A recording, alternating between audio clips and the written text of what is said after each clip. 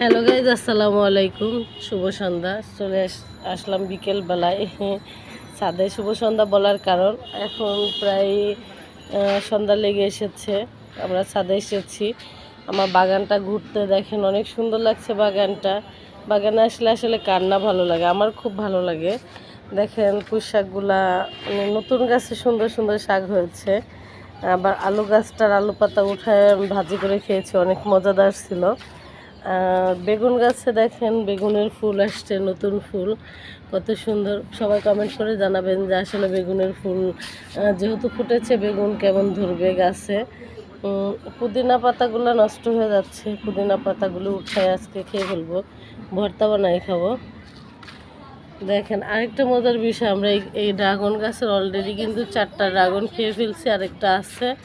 আর এই দেখেন নতুন নতুন ছয়টা ফুল ফুটেছে।